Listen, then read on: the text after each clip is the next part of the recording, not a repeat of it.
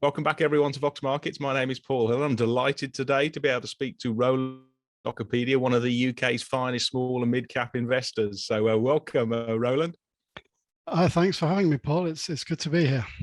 Yeah, well, a lot's been happening, certainly of late, not least the sort of March mini banking meltdown, followed by higher than expected inflation prints, which has sort of pushed up interest yields of late. So putting all that together, sort of what's your sort of top level view for equities for the rest of the year? Well, there's obviously a lot of short-term uncertainty at the moment, but I think in terms of buying shares, I feel quite positive, really. Looking through what might happen over the next 6 months, I think quite a lot of the stuff I'm interested in is priced at a level I'd consider buying. So overall, I think UK equities are looking quite reasonable, even if you factor in a more cautious outlook for the next 6 to 12 months, perhaps. You know, if you look at the FTSE 100, it's currently trading on about 14 times earnings with a yield of nearly 4%. It's maybe not bargain basement, but it doesn't seem too demanding to me. So yeah, I think there's some good opportunities, and maybe especially among smaller shares right now. Yeah, well, I mean, I'm with you, actually. In fact, when I interviewed Gervais Williams only yesterday, he said he was the most positive in terms of valuations that he'd been for 30 years. So I think I think it's sort of the smart money is now sort of moving into buying or to looking at some stocks. And we'll run through a few of those in a moment. But just before we do that, obviously one of the big themes this year has been generative AI. What's your sort of first take on how that might influence investing going forward, sort of trying to decide what's going to be the winners and the losers? And I know it's pretty tough to do that, but what's your sort of first impressions so far? Yeah, I think you're right. It's very early days, and there's obviously lots of ways the technology is likely to be used in knowledge-based businesses. So, you know, you can easily imagine it having an impact in law, accounting, publishing, translation. So RWS Holdings is possibly an interesting one. I think that's on AIM, and maybe in investment management too. You know, you can imagine some applications. So in situations like this, when a new technology comes along, you always see, I think, investors take two approaches. They either try and find pure play opportunities that might become really huge successes, or wait for the technology to become a broader part of the business kind of ecosystem, if you like. And really, for me, that's more of my strategy. I don't think I have the insight or the research to pick pure play AI stocks. I'm sure you've got an IT background though, haven't you? The technology base. If you can't, what hope is there for the rest of us? I think I'd need to spend a lot of time in it and really devote myself to learning a lot about it. And that's not something I'm probably likely to do. So for me, I expect AI to crop up in a lot of the companies that I'm already invested in or that I'm interested in, and they'll find ways to use it. And I think in a lot of cases, they already are using it, really. Yeah. So I'm not looking for the next big thing, although I'm sure there are going to be one or two mammoth successes, and obviously a lot of also rans and slightly dubious ones that fall by the wayside. So for me, it's early days. I'm interested to see how it works, but I'm not specifically looking to take advantage of it or to try and invest directly. Not at this time anyway. Well, I'll give you a challenge. If you come up with some really good ideas and put them into your stock picking service, then I think you'll get a flood of new subscribers. So that'll definitely bring me in, that's for sure. And just in terms of that sort of stock picking service, obviously you quite like it just in that one, sort of dividend payers. Can you take us through the sort of the attractions of those sort of like long-term dividend aristocrats? Because I'm a sort of GARP investor, and I've always struggled with sort of like, you know, sort of using dividends as a sort of driver of long term, because you can tend to sort of like get good income, obviously, and you get sort of like low mid-single digit EPS growth, but you very rarely get multiple expansion unless there's a takeover or there's consolidation in the industry. But I could be wrong. What's your sort of view? What are sort of the attractions of running the sort of like the dividend aristocrat sort of strategy? Yeah, so what I'm trying to do really is have a portfolio of kind of what I would call good quality dividend stocks. So companies with above average profitability and, you know, a good franchise, good cash generation, and a longish track record. So a portfolio of companies like that, and really there is a mix of value and quality in there. And perhaps this is where the opportunity for some rating expansion comes. You know, defensive stocks, I take your point, generally you don't really get much of a multiple expansion. You often have to pay a bit more upfront, but what I hope to get from those is really the consistency and over very long periods, the potential for compounding from the higher levels of profitability. And kind of the other arm is more cyclical things, looking at recognizing, you know, I might not be able to hold them for as long, certainly not indefinitely, but if I can add them at low valuations on a cyclical view, then there is some potential there for re-rating and for a nice steady stream of dividend growth over a period of years. So what I'm targeting really is if I can get an above average yield with growth that's somewhere close to inflation in a more normal inflation environment, then I think the overall total return from the portfolio should largely take care of itself. It's won't necessarily deliver the kind of big gains you might get from a growth stocks. Yeah, not quite like that, but over long periods. And really, I don't want to have to do a lot of trading. Really, I don't tend to sell very often. And my ideal scenario is not to have to sell very often. I think partly because I find selling difficult. And so I've tried to develop a style where I own things I want to keep owning that won't need to be churned too much. So for me, the attraction is stability, long-term returns, income that I can either withdraw or invest depending on my circumstances, and more of an ownership perspective, I suppose, on the companies that are in the portfolio. Well, you certainly sound a bit like Warren Buffett there, because he wants to hold forever. Now, just moving on to a sort of like maybe in the portfolio, but it certainly falls into the dividend aristocrat, is financials IG Group, which is sort of like I think it started off as a spread better and a CFC, but it's got sort of like a whole sort of financial securities platform now, and it's pretty big, and it plays, I think it's a bit of a monster dividend as well. So what it certainly did do in the past. What's your latest view on IG Group? Yeah, so I think it has diversified, and as you say, it does have more of a stockbroking platform and so on. But the truth is, really, I think the lion's share of profits still come from the leveraged trading business, the spread betting and contracts for difference. And so you do get quite a lot of volatility with this. Profits are coming down from the record levels in the pandemic, but the dividend looks very safe to me still, quite well covered. And one of the things I like about this really is it's almost a bit of a hedge on market conditions. If everything else I own is crashing, I can be pretty sure that IG will be trading well and seeing above average activity on its platforms. And certainly the pandemic was maybe an extreme example, but that we saw that then. So I like the counter-cyclical quality of the business. The yield at the moment, I think, is about 6.5%. So that's very attractive. The shares, to me, don't look expensive right now. No, even if about, you factor just over in 7 times, aren't they? Just so, 7.5 times PE. You know, for a business that's kind of got 45% operating margins and a good record of generating cash, then I think it's attractively valued. The only real question mark, I suppose, is over long-term growth. The management are keen to expand into the US market, but I think it's probably still a bit too soon to be sure whether that will pay off in the way they hope. They made a big acquisition a year or two ago of an options trading business in the US, where there's a much bigger retail investing market. So there's plenty of there's plenty of growth initiatives underway. The shares don't look expensive to me, and the yield looks safe and attractive. So I'm quite happy continuing to keep that. I've had it quite a few years. Yeah, I think if you probably added up the dividend over probably 10, 20 years, you've covered the whole of your initial outlay. So this is all for free, I'm guessing, which is a pretty nice position to be in.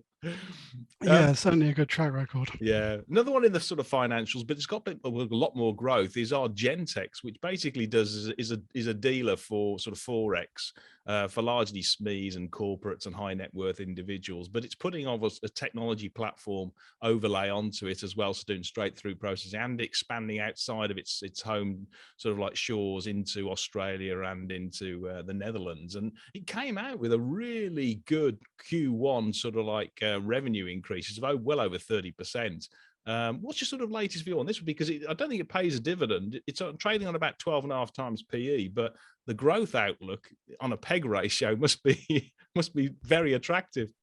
Yeah, there is. I think there is a bit of a dividend. And one of the things that's interesting about this is it does look a bit cheaper. It's in a there's a Mm, market. There's several other peers in this market. I think Equals and Alpha FX, yeah. and Argentex does look a bit cheaper. And I think maybe one reason for that is its growth has been a bit inconsistent since the IPO. Um, and the business model too is, I think, quite high touch. So, there's quite a lot of direct contact with clients, but the company seems to be getting a bit more scale now, investing in more in its technology platform, and as you say, moving abroad. So I think, yeah, I think there's a lot of growth potential here. It's quite a nice niche.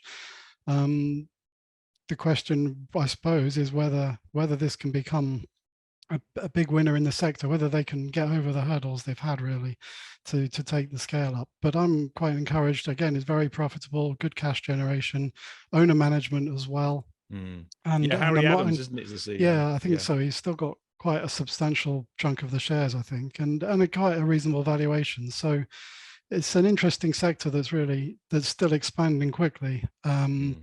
taking Yeah. share from the big banks and so on. So yeah, I quite like it.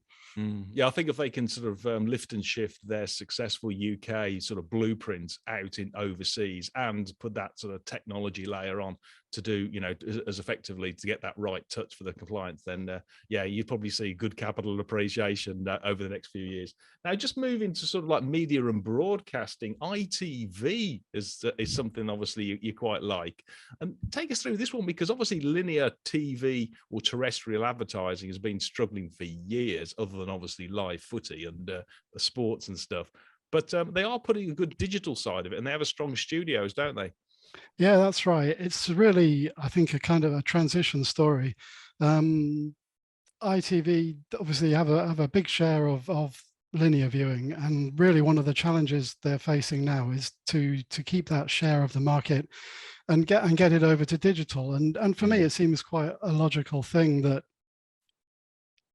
But for me, it seems quite logical. I expect that to happen over time if they execute well. They've put a lot of money into the new ITVX platform, and and I think it's quite a positive story. And in addition to that, I think the ITV Studios business now generates about 35% of the group's profits, and including quite a chunk from selling programming abroad to in the US, for instance, and other markets. So this is one of these situations. The market seems to really love to hate ITV at the moment. The shares are down and very cheaply rated on about 7 times earnings. But I've held this for a while, and I keep looking at it, keep looking at the results, and I don't see any reason really why it should be so cheap.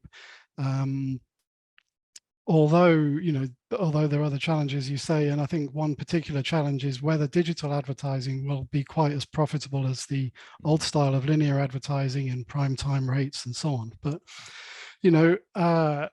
the studios business for me is really undervalued, and Yeah. really could account for most of the market cap at the moment quite easily.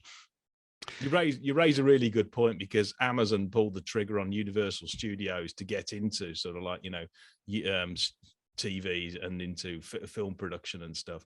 And I think they paid about 5 to 8 billion. I can't remember. It was an enormous amount.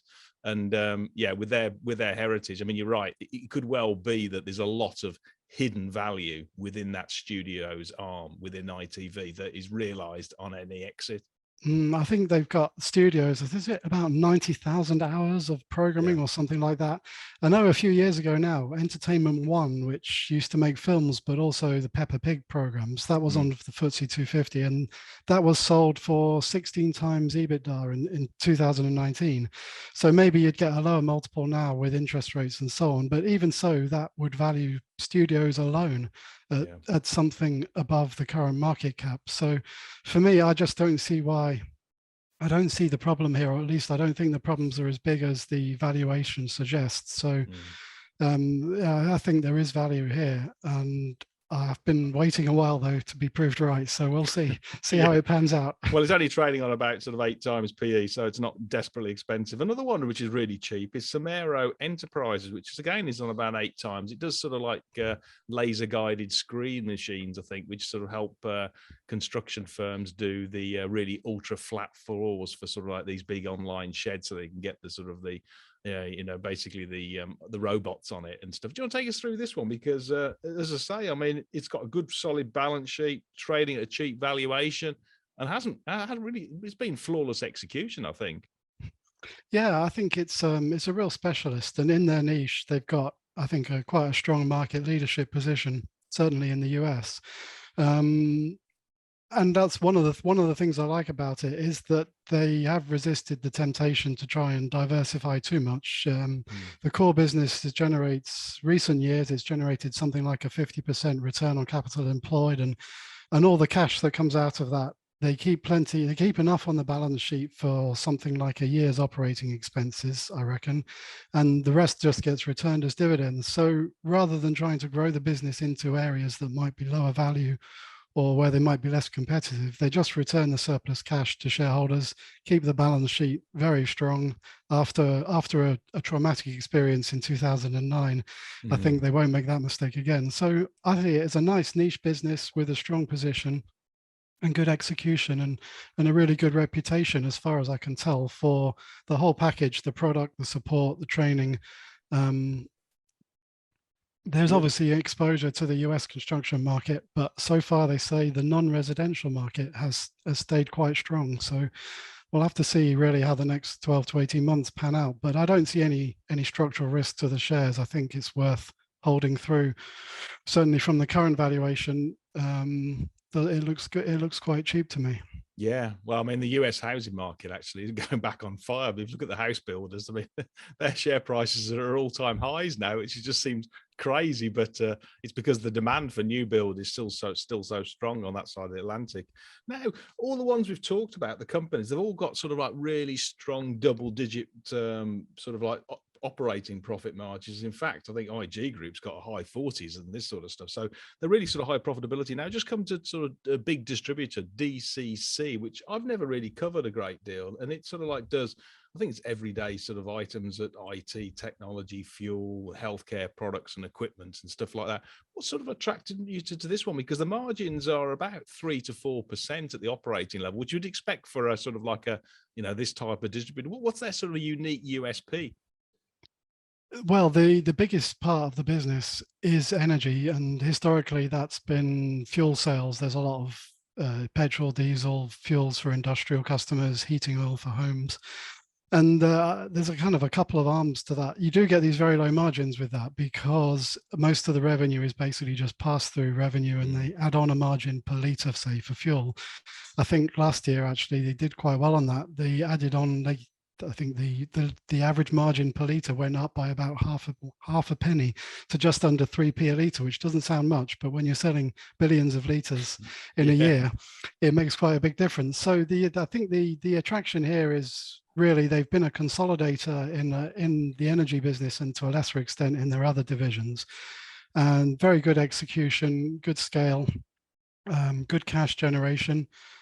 And quite attractive returns on capital employed, not kind of super high, but 10%-ish maybe over, on a medium term view. So they have they generate quite reliable returns. The dividend has risen for, I think, 29 years consecutively. Okay, yes. And again, it's another thing that doesn't look too expensive to me at the moment. 10 times. In fact, looking back, I think the shares haven't really been this cheap since around 2008 on some measures. So a cautious outlook. Obviously, the energy business is exposed to some kind of is the energy transition risk, but they're working hard on that. They're moving into new services, managing kind of a whole energy package for industrial customers and things like that. So it's a history of good execution, I think, really, and steady returns, and so that's why I was attracted to it. But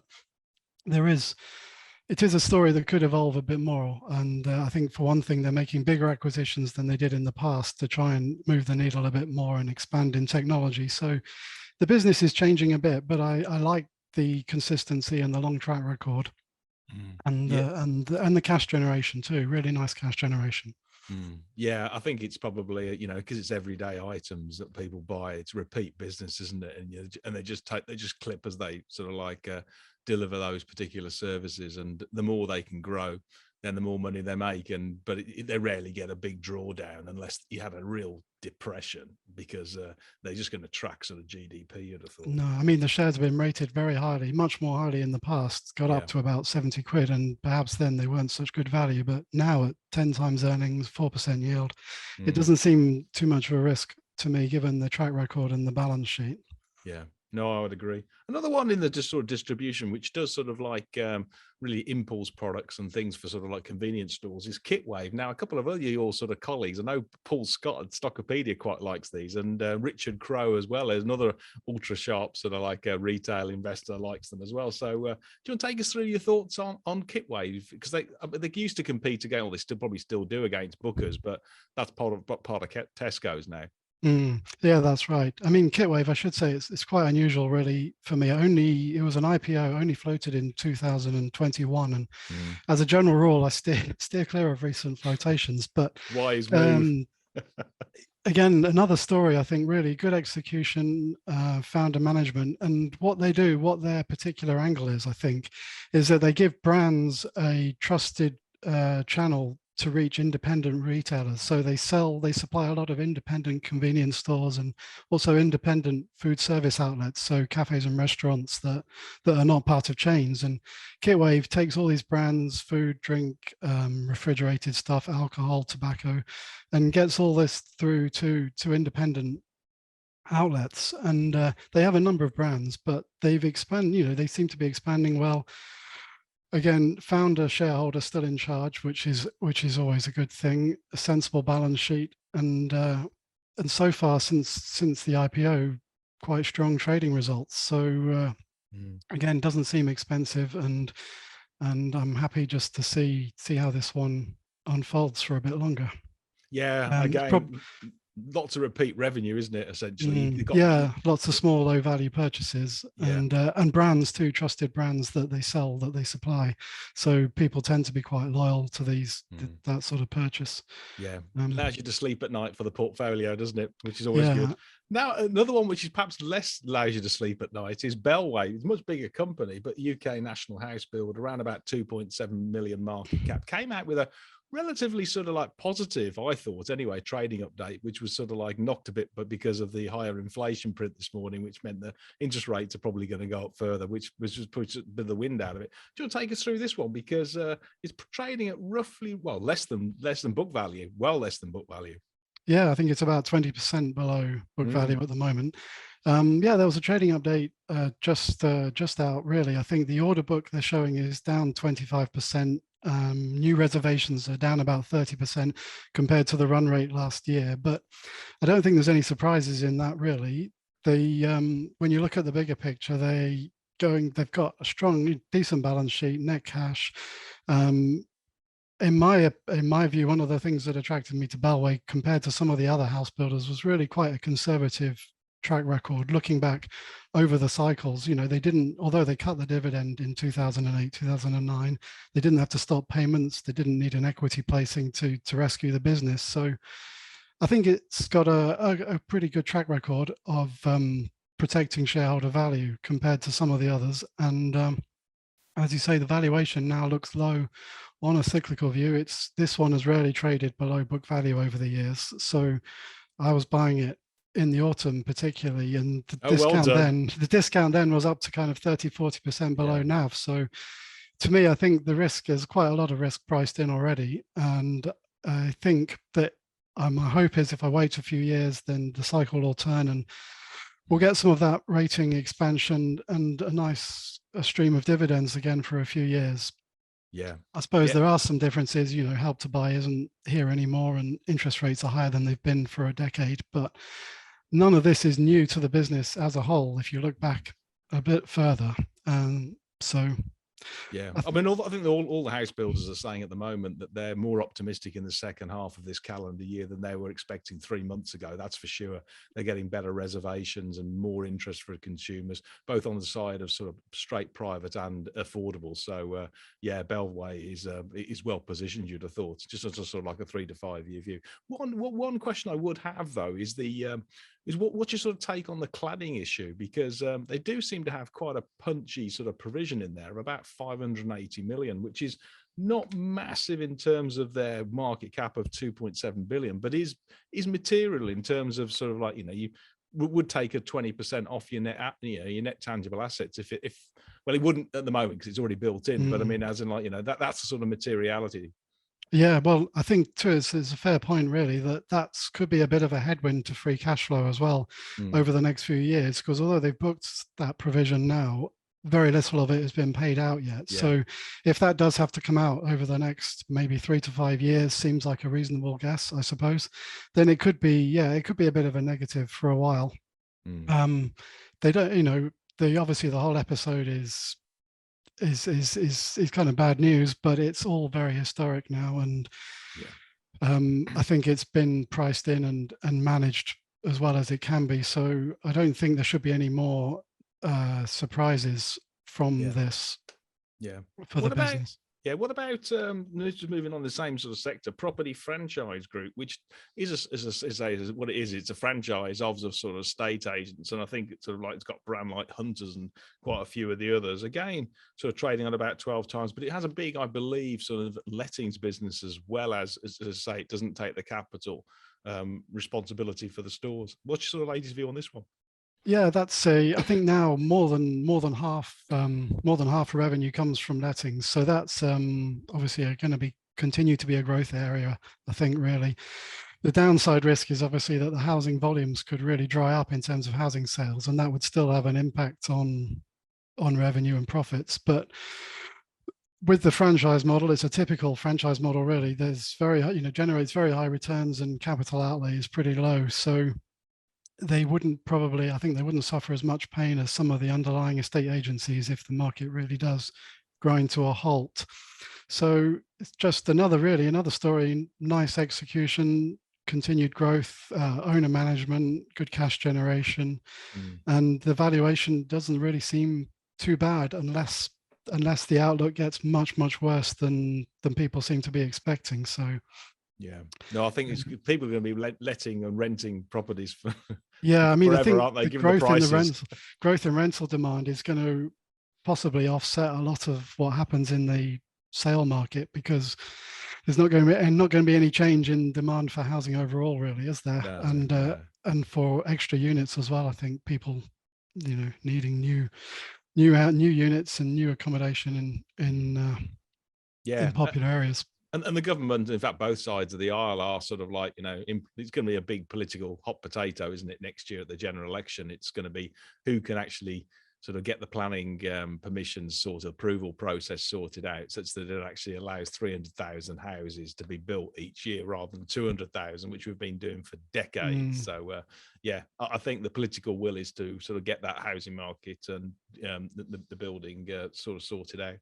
Now, one just turned into a different one, again, really, really cheap, slightly controversial, but it is it's about a £16 billion business in the FTSE 100. Imperial Brands trades at about 6 times PE. Obviously, an absolute dividend aristocrat, but isn't totally clean in terms of its sort of like ESG credentials, I guess. No, I mean, obviously, this is the business formerly known as Imperial Tobacco just a few years ago. So, and really, since what's happened really the last few years, since a new CEO came on board in 2020, they've really doubled down on the cigarette business, the traditional business, and cut back spending on alternative products, reduced harm products, vapes, and so on. So, but I think what's happened as well really is the performance. He's really stabilized the business. They've started to gain market share in their core markets again. The financial performance has improved, and as you say, this is a business that's a bit of an ESG nightmare and not popular with everybody, but No, that's probably it's a fair. Certainly, the NHS probably isn't too happy about it. As an investment or from a financial perspective, you've got to. I think it has its price, and it's performing well. It's extremely cash generative, and at the current level, I think the longer term risk is probably priced in. Probably the biggest concern with this business compared to some of the other tobacco stocks is that its 5 largest markets are all developed countries. So you've got the USA, UK, Germany, Australia, and Spain. So I suppose the real big downside risk would be that there'd be some sudden change in either the regulatory environment or somehow the social environment that would cause sales to drop off much faster than normal. But given the way it is at the moment, there's just a steady decline in sales each year that's more or less factored in, and it's an opportunity. I think there's an opportunity, and the yield is very high and looks sustainable. But you do have to have an eye on what might happen over the longer term, and obviously the business carries some ethical risk as well. Yes. Well, it has for years, that whole sector, hasn't it? Yeah, I think it's one of those things people have been predicting the end for about 20 years, and we kind of seem to be not that much. In some ways, not that much seems to have changed, and people it's still a concern, but. Oh, you never know. They might come up with something that means that they take these carcinogenic elements out of tobacco. But hey, another a long way away from that. But you never know. It's a bit like Coke and Diet Coke, isn't it? You know, eventually they might come up with something that takes the bad stuff out of the tobacco. Now, on the other side of the spectrum of ESG is Bioventix, which does sort of like antibodies, I think, for blood testing of sort of for heart disease and cancer and fertility. It's got incredible margins. I mean, I think it's mainly a sort of royalty business, about 80% EBIT margins. You want to take us through this one, because it's actually quite an expensive sort of like a category killer. I think it's on about 22 times PE. Yeah, I mean, this is a really unusual business because it's a market cap of only 190 million, and it competes in a much bigger sector. Its clients are really its typical clients are the people who make blood testing machines for hospitals and stuff like that. So you're looking at companies like Siemens and so on that are huge enterprises, and Bioventix has somehow carved out this small niche, making a handful of antibodies that are sold, and as you say, with royalties, make these huge margins of about getting on for 80%. A couple of things I think that are really important about it. The main product and the main cash cow is the vitamin D antibody, which is it's a big market and likely expected to continue growing incrementally. But and once an antibody is in place, it tends to be sold for years, if not decades, without really any changes at all. But the flip side of that is that creating a new antibody and commercializing it is a really slow process. And right now, there's the big hope in the pipeline is that they'll develop an antibody for testing for Alzheimer's. Oh, right. And there's apparently coming alongside this, there's some new treatments emerging which might help to alleviate the symptoms or delay the symptoms if they're caught early. So there's a real synergy between that and the potential for an increased demand in testing. Now, Bioventix seem to be doing well with some of the science and developing an antibody, but even they're saying that if this is successful, it's not going to deliver revenue until the 2030s. So the risk here is that if it doesn't work out, there's not really much else in the back burner for the foreseeable future. But if the Alzheimer's testing is a success, and it could become quite a big scale product and really take the business up a step in size. So for now, the business, it's a kind of steady state picture with incremental growth, and then one or two really big opportunities in the pipeline in the future. So it's an interesting business, and as you say, incredibly profitable, always stuck to its focus and return surplus cash, which is something I prefer rather than businesses trying to expand willy-nilly. Yeah, I mean, should it be owned by somebody else much bigger who can leverage the assets and perhaps add more technology onto it? I mean, it just seems a bit of a no-brainer that it's profitable and got really some, very good sort of R&D there and developing some. But if it was part of a larger group, then, you'd see a lot of synergies, I would have thought, bringing different technologies to bear. You might think that one of the company's bigger customers maybe would have wanted to buy it. I don't know. I mean, I've never heard of an offer. And then the founder, Peter Harrison, is still chief executive, so maybe he wouldn't be keen on that. It's but I think it's probably what you say does highlight a possible risk, which is that over time the antibody creation will be mostly taken up by much larger pharmaceutical businesses, and Bioventix might struggle to find too many more opportunities given its lack of scale. But yeah, there's never been any sign of a bid. But I can see what you mean with those financials, with those economics. It could be an attractive thing to buy. Yeah, you'd have thought they might get somebody knocking on the door at some point in time. Now, one company which has had somebody knocking on the door is EMIS, which does sort of like the software for a lot of the NHS, but certainly for sort of GP bookings and repeat prescriptions and stuff like that. And it got a sort of like an agreed takeover bid recently by United Healthcare, which I think the CMA has decided to have a further look at. So do you want to take us through your view on this one? Because it's taken some of the juice out the share price, hasn't it? Yeah, it really has done. I mean, the original offer was actually in June last year, so a year ago now, pretty much, for 1925p. And the shares now are back at about 1350, which is roughly where they were before the offer emerged at all. So people are really, the market seems to be pricing in a risk that pricing the offer is quite unlikely. So yeah, what the problem was, there's the company that's going to buy them is called Optum, which is a subsidiary of United Health, but Optum makes software too that's also used in the NHS, and this is where they think there could be a lessening of competition, which is perhaps a reasonable concern. But for me, I like the shares beforehand. It's quite a nice, well-run business, I think. Again, high margins, a nice niche with a good market share.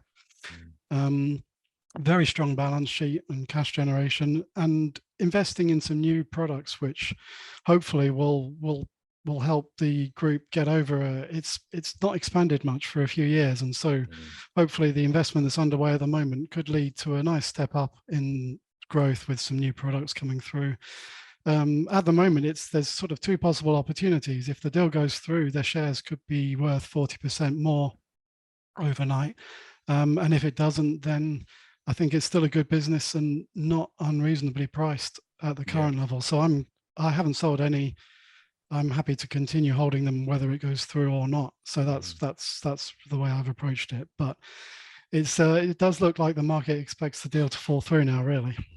Yeah, just on that sort of wider trend, there's been quite a lot of interest, obviously, from private equity and overseas buyers into the sort of the UK small and mid cap, and quite a few deals have happened. But equally, there has been a few of them just recently falling through, isn't it? It's sort of like, what are you expecting on the M&A trade going forward? Yeah, as you say, there's been plenty of value, and US buyers in particular have been able to do well from it. I suppose a couple of things that come to mind that maybe would slow down that is, obviously, one thing is the rising cost of debt. When we look at some of the bigger deals that have gone through over the last few years, if you look at, say, the sale of Morrison's supermarket, very highly leveraged and possibly not looking so clever now, I can't really imagine that would go through in the same way at the same level today.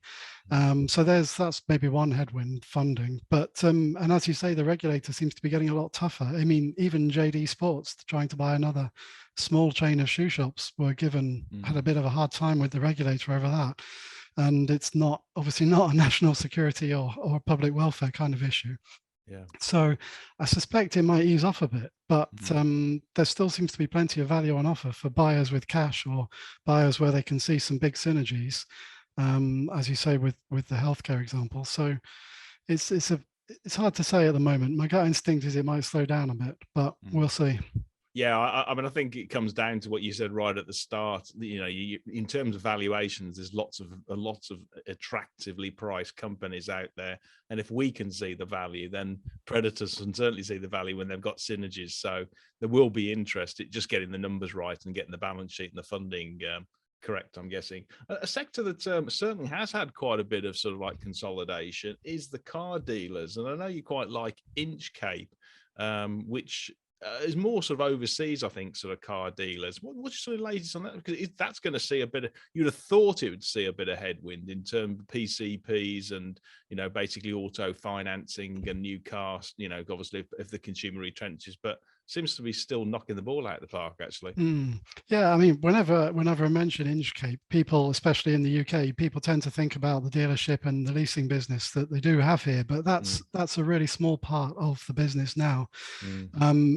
Most of the profits and most of the group's activity is in its international distribution business. And what they do really is allow car manufacturers to outsource their operations in a given country. So you might have, so Inchcape might take care of activities like logistics, marketing, after sales, localization of the models, and building dealership networks in a country.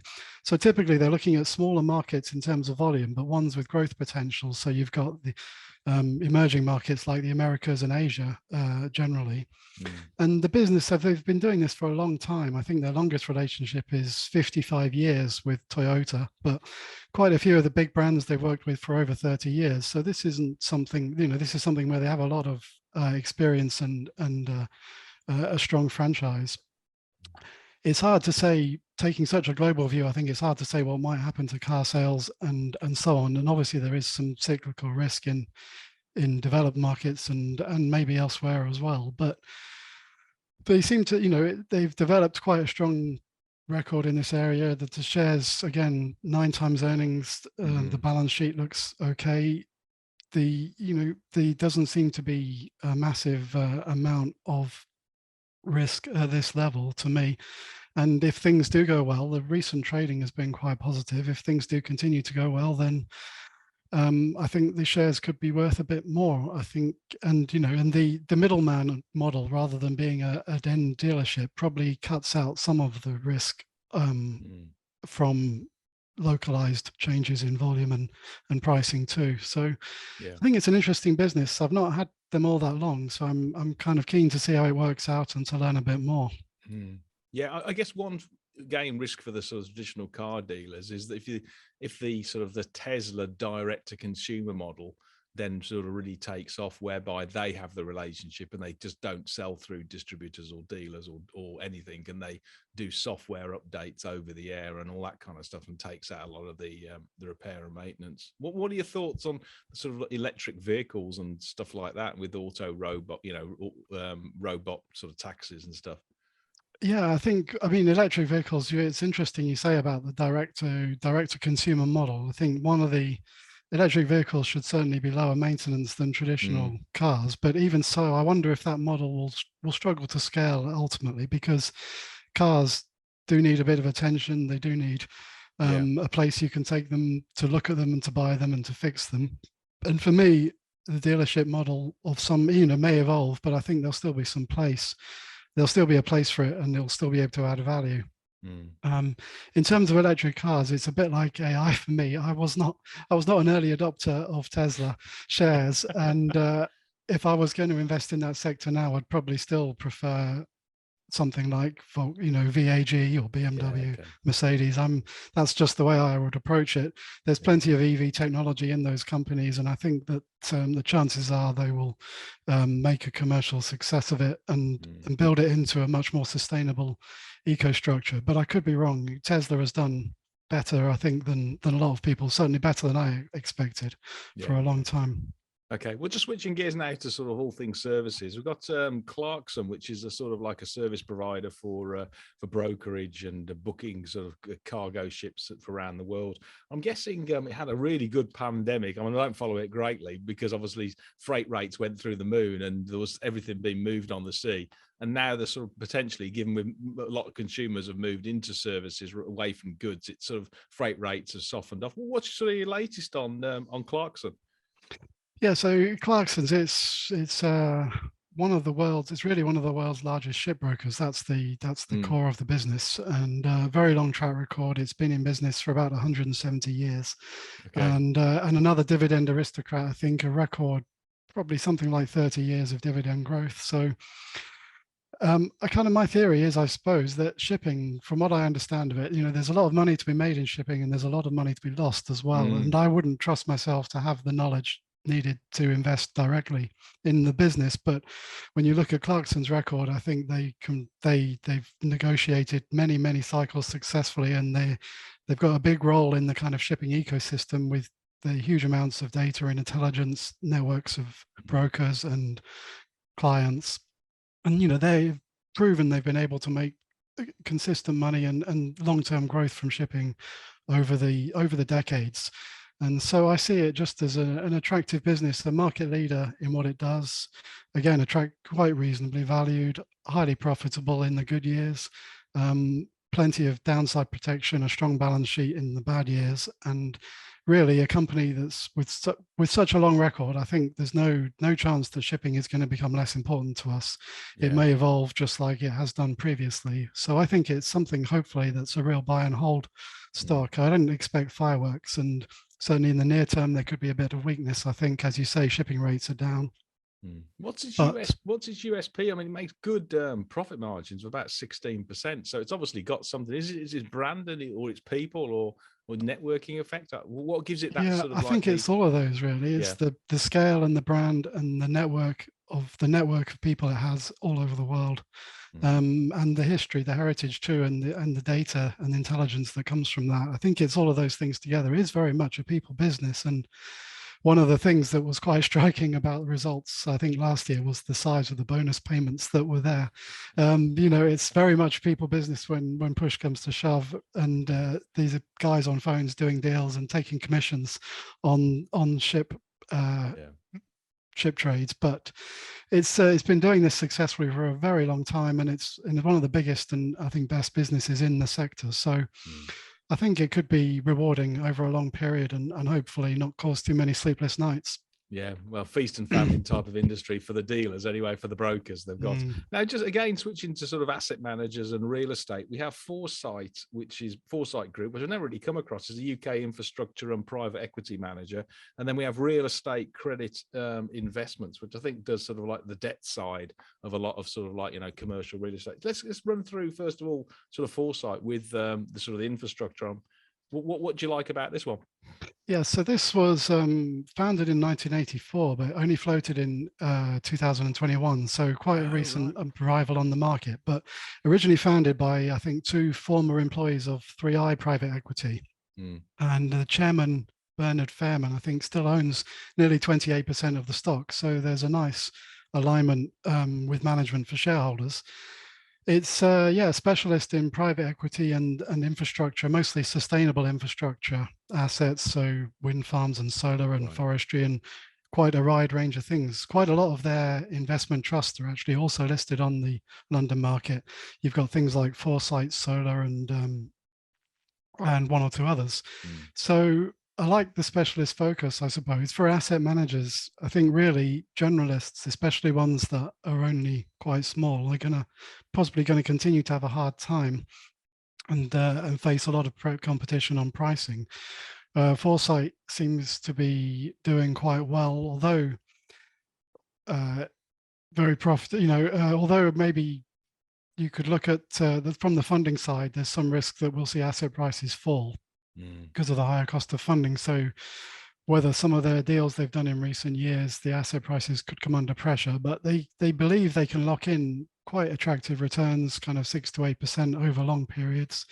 Return on equity. Do they own the assets, or is it actually their investors own the assets and they manage them and get the clip off the asset, or a bit of both? Yeah, I think I'm not sure of how it's all structured. It's but I think probably a bit of both in reality. It's I mean, return on equity was about 20% last year, so there's obviously there's a bit of leverage and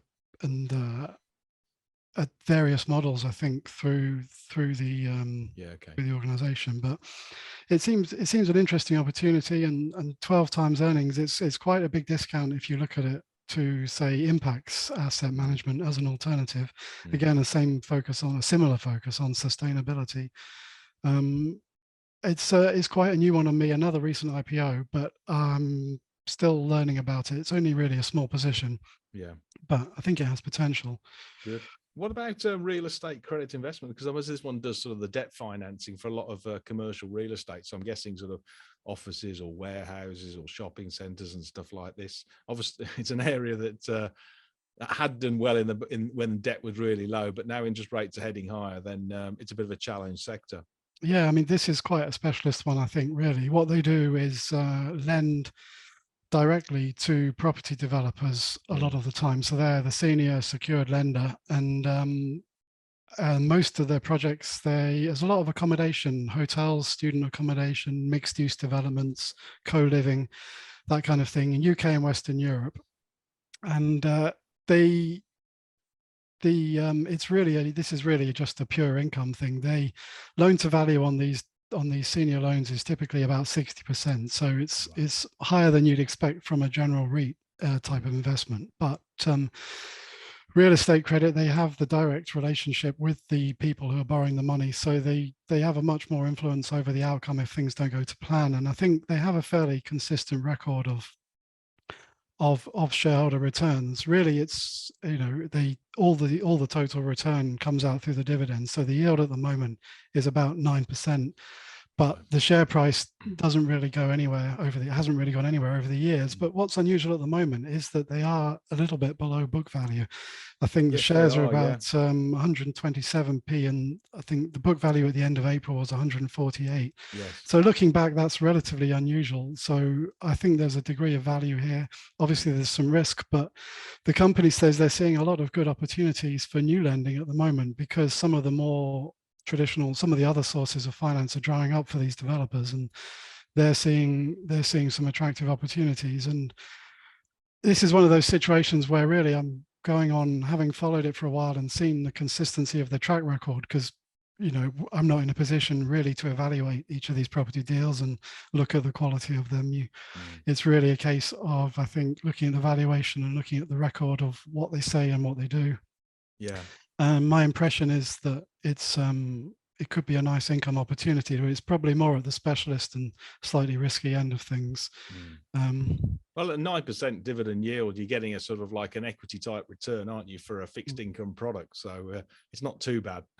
No, it's like a direct route into, you can't, you know, if you can't invest directly in lending, but this is only one step removed from owning the loans almost yourself. So I think it's interesting. And yeah. When did you come to decide to sell any sort of stocks? I know one which is sort of like, you know, cropped up is Direct Line, which I guess was a dividend aristocrat and then became a bit of a dividend dodo, I guess. But what's your sort of like, what sort of triggers the Roland Head to push the sell button? Yeah, well, with Direct Line, perhaps I should have sold a bit sooner, but my general approach is not to rush into selling stuff. Really, I'm looking for some sign that I think either the whole business model is changing or going wrong, or else just poor execution over a period of time. And for me, that was what my verdict was. That was eventually the reason, you know, the conclusion I came to with Direct Line.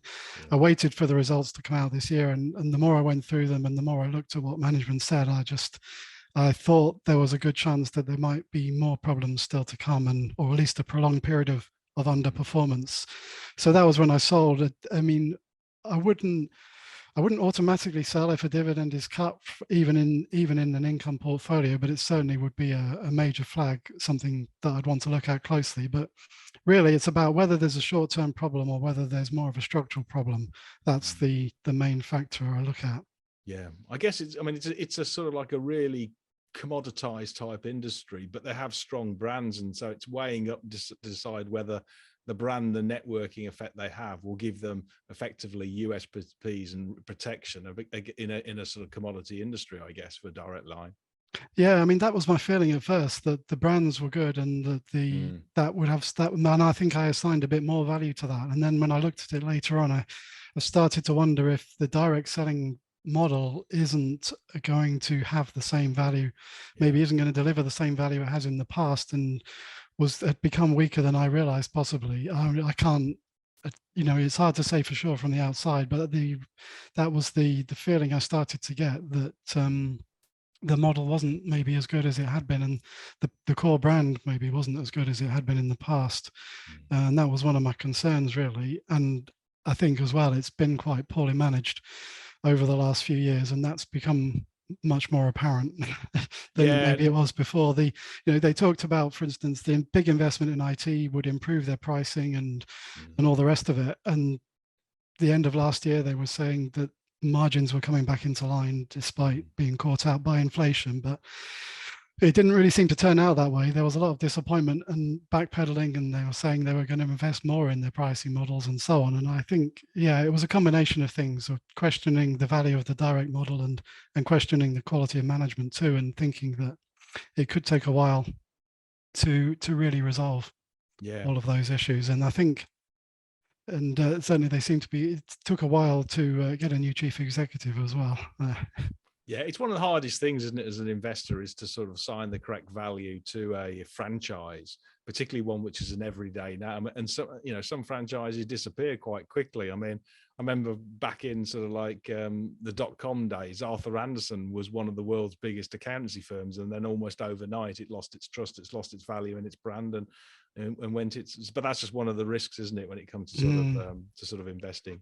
Yeah, I mean, you're always tempting to think these good brands will last forever, and some of them do, but some of them don't. And it's recognizing that can be a challenge sometimes, can't it? Yeah, or not only recognizing, as you say, when you go in, but recognizing when things start to go wrong and realize, that actually brand is challenged or whatever.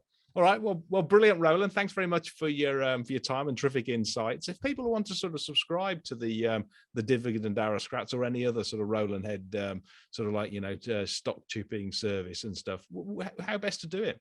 Yeah, well, you can find everything about my dividend investing is on rolandhead.com and on Twitter at Roland Head. And I think, and Stockopedia subscribers, there's also some different output there on some of the more growth-oriented shares I own in a model portfolio there. So yeah, but rolandhead.com is the main outlet for my work. And brilliant. Well, I would certainly strongly recommend investors have a good look at that, and particularly say we also become subscribers maybe of Stockopedia, because I read your comments, which is with you and Paul and Graham Neri, I think it is. You're a great team, so you put some brilliant insights. So thanks very much for that, Roland, and look forward to touching base in about 6 months' time. Okay, look forward to it. Bye. Bye.